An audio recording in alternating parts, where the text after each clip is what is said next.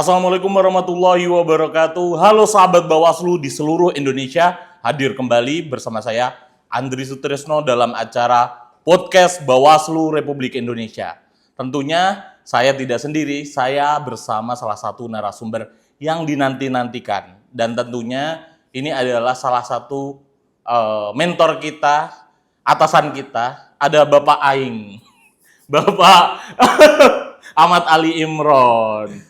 Tapi kita biasanya memanggilnya Bapak kita kan, karena kita di Humas ada Bapak Ahmad Ali Imron.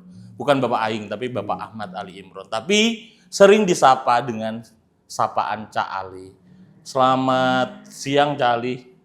Selamat Kok lemes siang. gitu Cak gitu. Selamat siang. Semangat Selamat ya, siang. Hari ini seneng Cak kita bisa mendapatkan kesempatan, satu kehormatan bisa mengundang ayah kita di Humas. Tentunya kita akan berbincang-bincang mengenai apa sih peran Humas secara sederhananya, apa tupoksinya. Tapi sebelum berlanjut, bolehlah sapa-sapa sahabat Bawaslu yang ada di rumah untuk memperkenalkan diri agar lebih dekat gitu, Cak. Oke. Halo sahabat Bawaslu semuanya. Perkenalkan, saya Ahmad Ali Imron, kalau biasa dipanggil oleh teman-teman di kantor itu Cak Ali.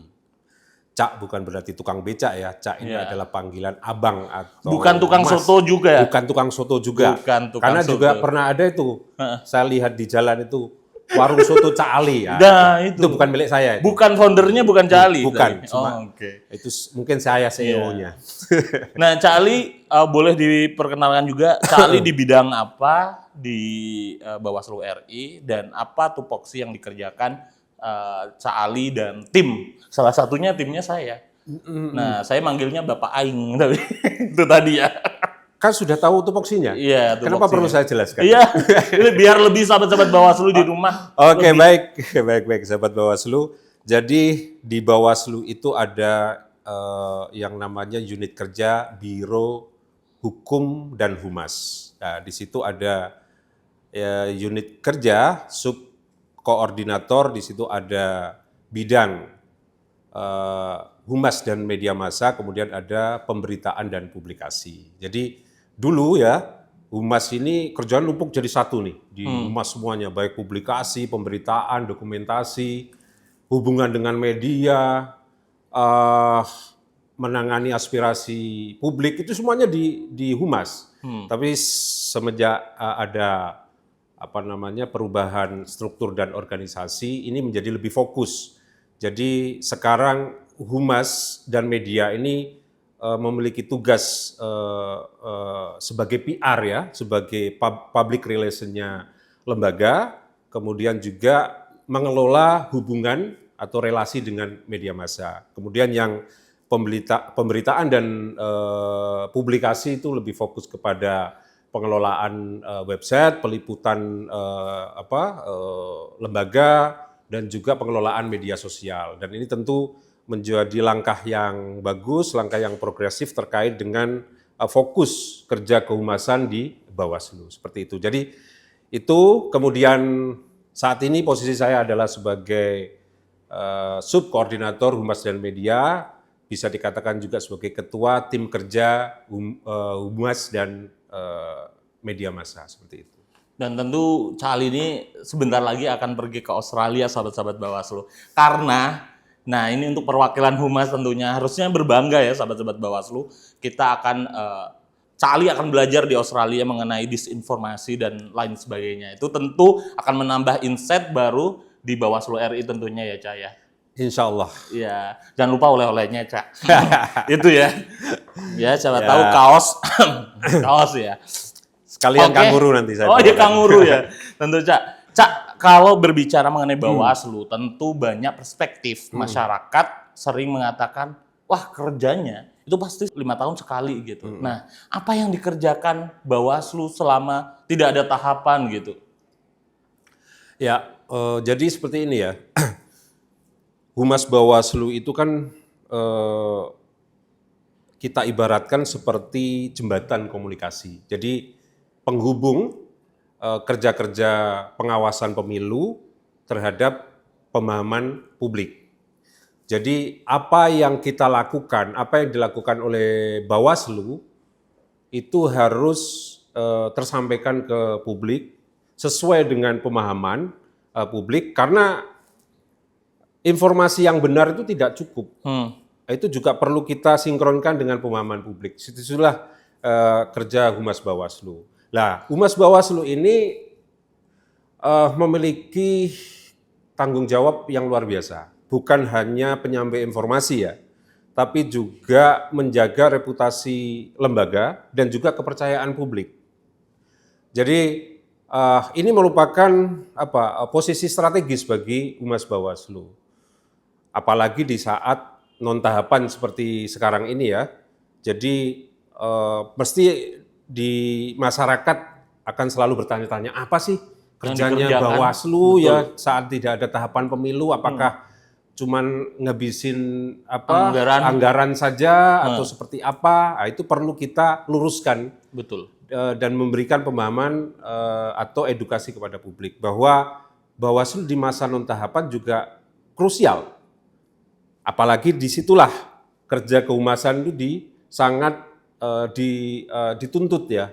Jadi kita disuruh memberikan edukasi ke publik tentang apa yang kita lakukan selama non tahapan, dan juga memberikan informasi terkait apa yang dilakukan pada masa-masa non tahapan oleh Bawaslu.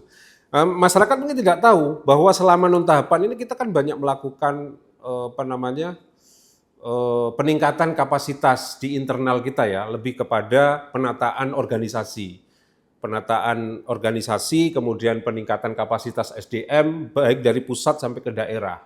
Bahkan di masa-masa efisiensi seperti ini kan sering kita lakukan, misalnya melakukan diskusi dan sharing terkait dengan persoalan-persoalan di daerah melalui pertemuan virtual yang kita adakan rutin setiap hari Senin seperti itu. Jadi kita tampung semua pertanyaan, semua persoalan-persoalan di jajaran Bawaslu di provinsi maupun kabupaten kota, kemudian kita jawab di pertemuan selanjutnya.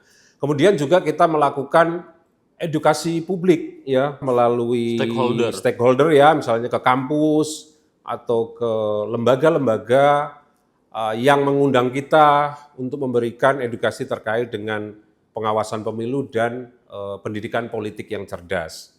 Kemudian juga kita juga melakukan peningkatan kapasitas melalui pelatihan-pelatihan ya. Meskipun ada efisiensi, kita juga melakukan adanya efisiensi tidak menjadi halangan bagi kita untuk melakukan peningkatan kapasitas. Contohnya dengan memberikan pelatihan atau BIMTEK melalui pertemuan virtual seperti itu, atau mungkin juga hibrid ya, itu kita lakukan. Dan ini harus sampai ke publik. Jadi jangan sampai publik salah paham atau mendapatkan informasi yang kurang tepat terkait dengan Bawaslu di masa non tahapan. Kemudian juga di masa tahapan pemilu, apalagi ya, Humas dituntut, bahkan kita harus menginap ya di kantor untuk selalu siap, selalu standby untuk memberikan informasi kepada masyarakat.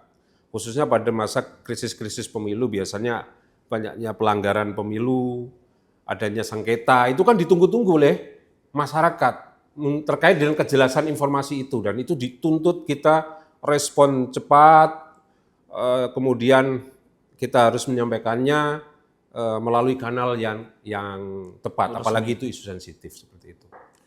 Kan karena banyak masyarakat yang akan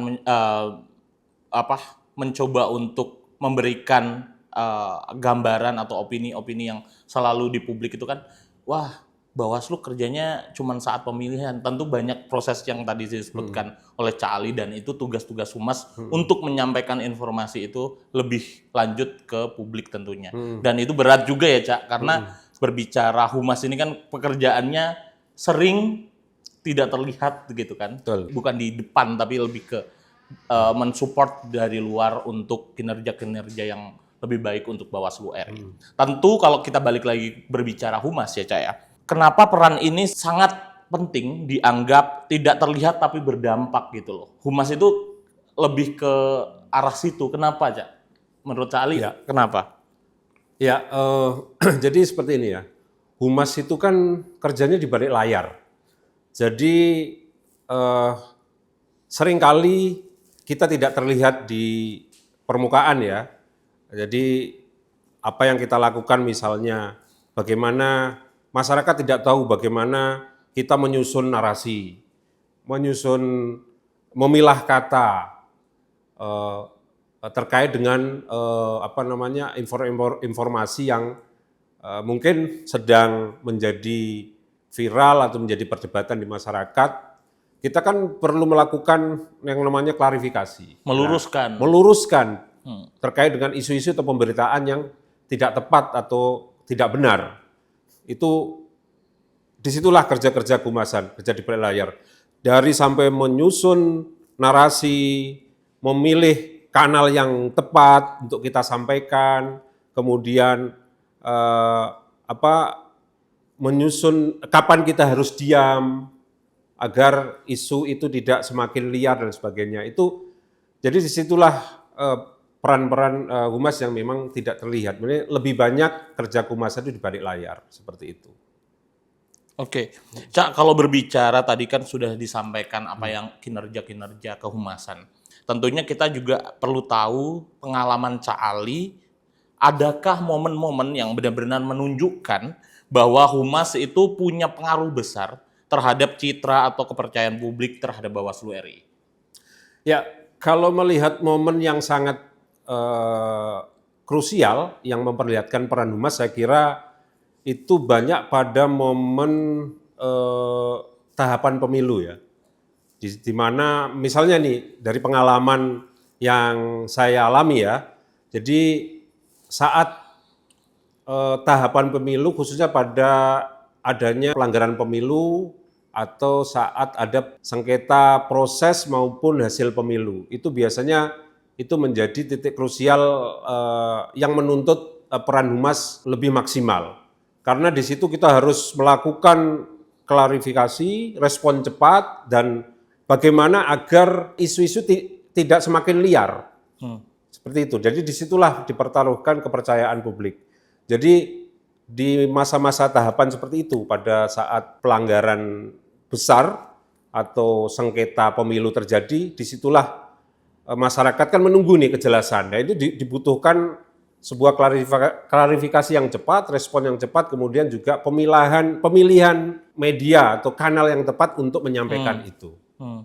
Kalau berbicara mengenai strategi komunikasi, Cak, tadi kan sudah disampaikan media-media mana saja yang harusnya menjadi kolaborasi. Tentunya kan dari kehumasan punya sahabat-sahabat Bawaslu di luar sana atau mitra. Nah, sejauh mana mitra-mitra itu membantu kehumasan di Bawaslu RI, Cak? Ya, seperti kita ketahui ya, kalau media ini kita menyebutnya kan sahabat media ya, sahabat Bawaslu. Ini memiliki peran yang strategis bagi Bawaslu, karena kita ketahui bahwa pilar demokrasi itu kan ada 4, ya, ada legislatif, eksekutif, yudikatif, dan keempat adalah pers.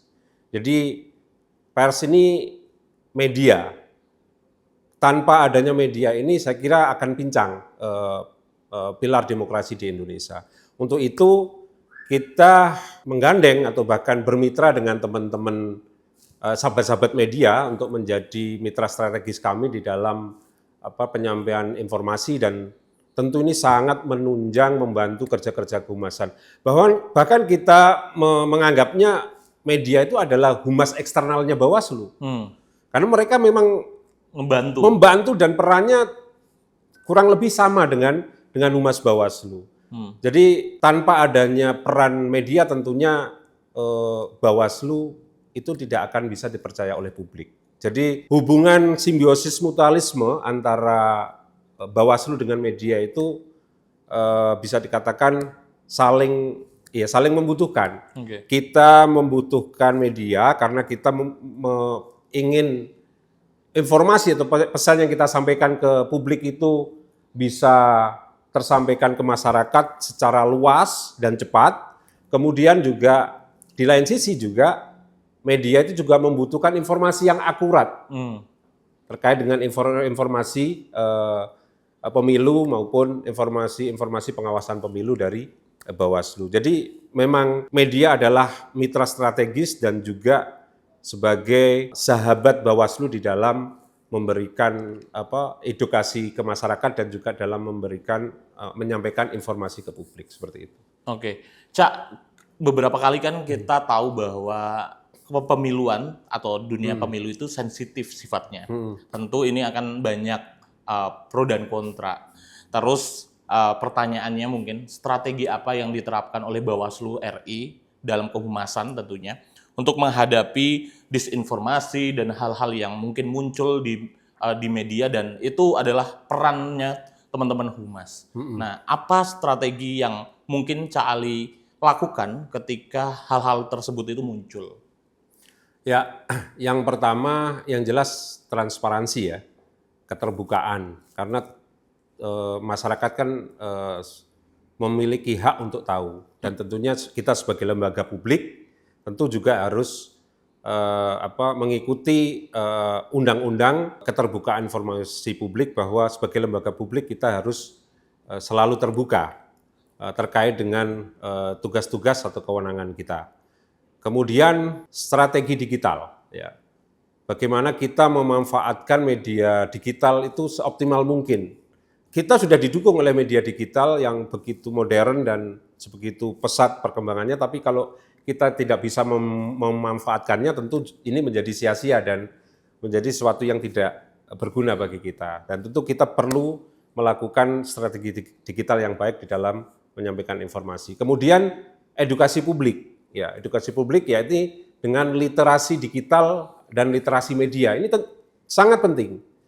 Karena masyarakat perlu kita berikan edukasi terkait bagaimana tidak cepat-cepat menyebarkan informasi yang belum tentu akurat. Jadi ada saring sebelum sharing, itu sangat penting. Kemudian harus cek and recheck fakta itu. Jadi sebelum kita berkomentar atau beropini atau menyebarkan informasi, tentu harus kita cross check dulu ini, cek fakta, verifikasi data atau fakta, apakah ini benar apa tidak, atau hanya ikut-ikutan saja. Kita sebarkan, belum tentu kebenarannya, tapi kita ikut menyebarkan. Karena masyarakat kadang-kadang hanya melihat, misalnya ada berita, judulnya bombastis, belum membaca substansi atau informasinya, hanya membaca lead-nya saja, judulnya saja, dia sudah komentar atau sudah sebarkan itu. Si paling tahu. Si paling tahu kan, karena netizen maha benar dengan segala komentarnya. Nah, ini kan berbahaya ini. Nah, ini perlu kita berikan edukasi. Disitulah ada yang namanya tabayun atau dalam bahasa digitalnya sekarang ada yang namanya pre-banking ya. Jadi apa Cak itu pre-banking itu strategi mencegah agar informasi itu tidak viral duluan. Jadi yang umumnya kan debunking nih. Jadi kita melakukan klarifikasi setelah informasi itu viral. Udah viral baru dilakukan debunking. Itu namanya debunking. Kita melakukan klarifikasi setelah itu viral. Tapi ini sebelum viral kita lakukan pelatihan agar mereka bisa aware, terus kemudian tidak ikut-ikutan menyebarkan informasi itu sebelum informasi itu viral. Jadi istilahnya pencegahan sebelum informasi itu viral.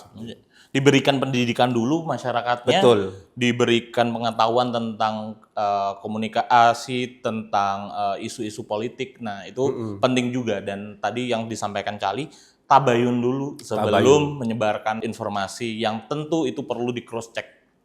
Nah, Cak, berbicara tadi menyinggung Cali terkait medsos. Di era digital ini tentu kan sangat banyak peran-peran media sosial. Nah, menurut Cak Ali, media sosial saat ini yang dimiliki oleh Bawaslu tentunya, apakah itu sangat menguntungkan atau berbeda arah kalau menurut Cali? Kalau ngomongin soal media sosial ya, media sosial itu saya ibaratkan seperti dua mata pedang ya.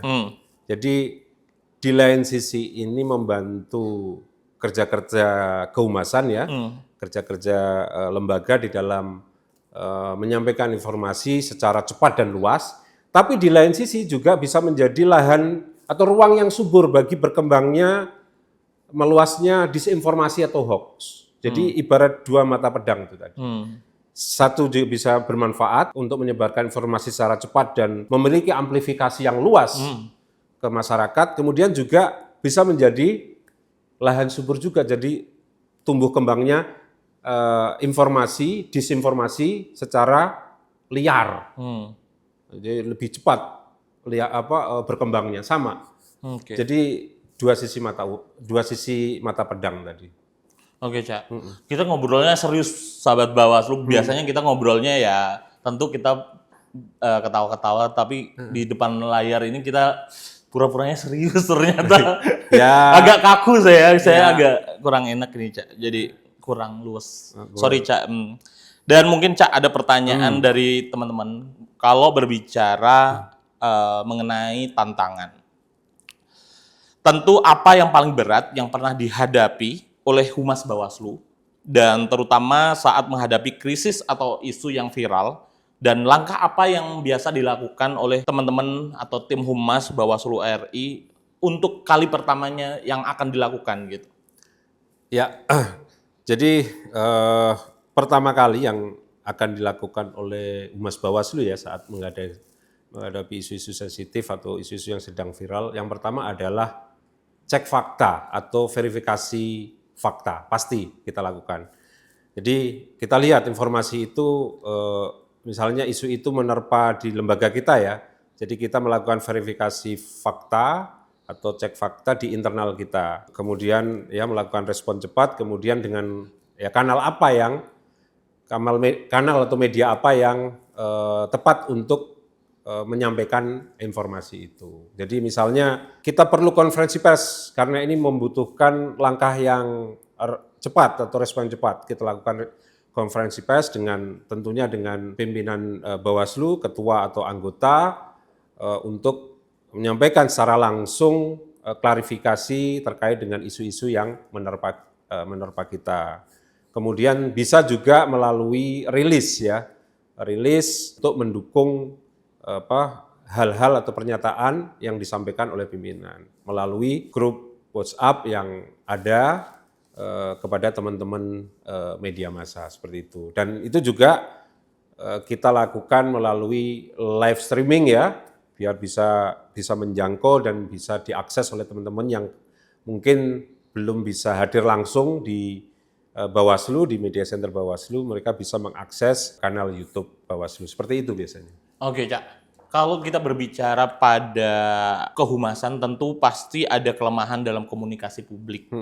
Nah, menurut Cak Ali, masih perlukah diperbaiki ke depan atau bagaimana kalau pandangan Cak Ali terhadap isu-isu tersebut, komunikasi publik yang ada saat ini ya tentunya?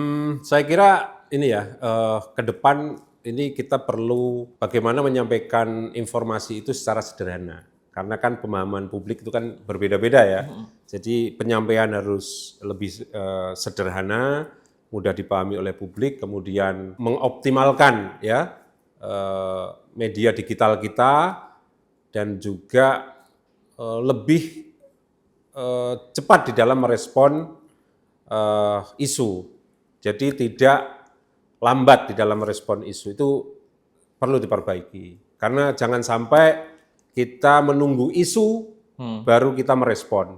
Tapi kita harus lebih proaktif bagaimana isu itu tidak menyebar duluan sehingga kita baru kelabakan di belakangnya. Di akhir gitu ya. Nah, disitulah perlu yang namanya monitoring pemberitaan secara aktif ya, monitoring isu atau pemberitaan secara aktif. Itu perlu kita lakukan. Kalau tanpa melakukan monitoring ya kita tidak tahu nih isu-isu apa yang sedang menerpa kita. Dan juga itu tadi komunikasi secara aktif dengan teman-teman media. Biasanya teman-teman media malah yang lebih cepat mendapatkan informasi terkait dengan isu-isu yang menerpa Bawaslu. Disitulah hubungan dengan media itu sangat dibutuhkan. Ada komunikasi yang baik untuk mendapatkan informasi lebih cepat selain melakukan monitoring isu atau pemberitaan secara aktif di media massa seperti itu. Wah, sangat menarik sahabat-sahabat Bawaslu. Tentunya kalau tadi yang disampaikan Cak Ali kan pasti humas adalah meluruskan hal-hal yang tadinya tidak lurus diluruskan. Tapi kan nanti akan muncul perspektif dari masyarakat Cak mengenai wah, ini pencitraan saja nih Bawaslu gitu. Nah, menurut Cak Ali bagaimana tuh? Kalau menanggapi hal tersebut bahwa kalau Cak Ali tadi menyampaikan wah, kita itu mencoba meluruskan hal-hal yang tadinya tidak lurus. Ya, kita coba diluruskan hal-hal yang tidak benar, kita coba giring ke arah yang benar sesuai fakta dan menyampaikan kebenaran. Nah, tapi kan perspektif publik akan muncul terhadap Bawaslu, lembaga pemerintah tentunya akan memiliki pandangan, wah pencitraan saja ini gitu. Dikit-dikit pencitraan. Nah, itu menurut Cali bagaimana? Ya kalau namanya Yang benar. ya persepsi itu kan ya sudah biasa yang terjadi di masyarakat. Ada yang mengatakan itu pencitraan, itu tidak dan sebagainya. Itu hal yang benar yang harus dilakukan. Jadi memang itu dinamika masyarakat yang juga perlu kita hormati. Tapi yang jelas Humas Bawaslu selalu memberikan informasi sesuai fakta, sesuai data, keterbukaan selalu kita kedepankan. Kita selalu mengedepankan keterbukaan atau transparansi tanpa terkesan menutup-nutupi ya. Karena kita juga harus menyampaikan hal-hal mana, informasi apa yang memang harus kita sampaikan ke publik dan informasi mana yang tidak perlu kita sampaikan ke publik. Jadi kita menyampaikan informasi atau fakta secara proporsional. Kalau terlalu terbuka juga lembaga publik juga tidak baik kan, akan menjadi bumerang atau menjadi isu liar yang bisa dimanfaatkan oleh publik untuk menjatuhkan lembaga karena ketidaksukaan atau hal-hal lain yang merugikan kita ke depannya.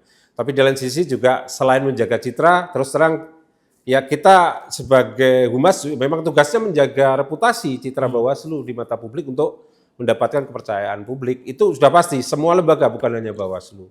Dan itu menjadi tugas kita. Tapi yang jelas kita akan selalu menyampaikan informasi itu sesuai fakta, selalu mengedepankan transparansi, menyampaikan fakta secara proporsional dan mohon maaf kalau ada informasi yang mungkin diinginkan oleh publik tapi kita tidak sampaikan karena memang informasi itu kan ada yang dikecualikan dan ada yang serta-merta. Jadi yang memang dikecualikan ya kita tidak bisa sampaikan ke publik karena memang itu ada di dalam Undang-Undang Keterbukaan Informasi Publik. Ada aturannya. Ada aturannya, tidak serta-merta. Ini terkait dengan rahasia negara misalnya atau mengancam informasi mengancam keamanan dan stabilitas negara tentu tidak bisa kita sampaikan secara terbuka. Tapi ada hal yang memang informasi serta-merta yang perlu dikonsumsi oleh publik, perlu diketahui publik ya kita sampaikan. Jadi disitulah proporsional. Ada aturan-aturan yang membatasi bisa berbicara di publik untuk disampaikan di publik. Tentu keterbukaan informasi menjadi salah satu hal penting untuk di bidang kehumasan. Cak, terakhir nih pertanyaannya. Waduh, sedih sekali nih. Terakhir ini terlihat bohong atau enggak ya? Kayak mau apa ini terakhir kali ini? Ya, tentu selain Cak Ali akan short course mengenai disinformasi di Australia, tentu ini menjadi penting. Langkah strategis apa yang diperlukan atau dilakukan agar peran Humas Bawaslu semakin kuat, terutama di tengah maraknya disinformasi saat ini? Ya, kecuali nanti ya Cak Ali akan berangkat itu kan ngomongin disinformasi. Nah, ini penting ini. Ya. Penting untuk sahabat-sahabat Bawaslu di rumah.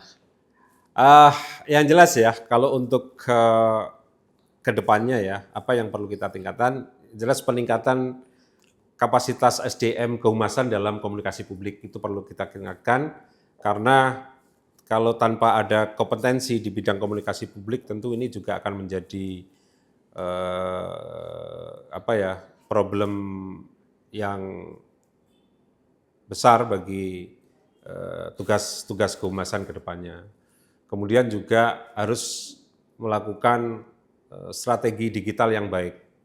Strategi digital yang baik apa itu? Ya, kita harus menyusun bagaimana kita bisa memanfaatkan media komunikasi dan informasi digital ini sebaik mungkin. Itu harus kita perlu susun strategi digital yang baik. Kemudian juga kita harus mampu mengelola informasi secara baik. Itu perlu pengelolaan yang baik ke depannya. Ini menjadi tugas berat Humas juga ke depannya. Karena kalau informasi banyak tidak dikelola dengan baik, itu akan menjadi sebuah informasi yang basi dan sia-sia atau tidak berguna. Tentunya ada informasi ya perlu kita sampaikan ke masyarakat melalui konten-konten atau cara-cara yang kreatif agar informasi itu berguna dan sampai ke masyarakat. Untuk itu. Satu hal yang menjadi tantangan Humas ya saya kira di saat-saat seperti ini ya, adanya disinformasi atau hoax itu menjadi tantangan yang luar biasa bagi kita. Kemudian juga dinamika politik yang tidak jelas ya, yang naik turun, fluktuatif. Iya, kemudian juga polarisasi di masyarakat ini menjadi tantangan yang luar biasa bagi Bawaslu karena kita tidak mudah menjaga netralitas pada situasi seperti itu.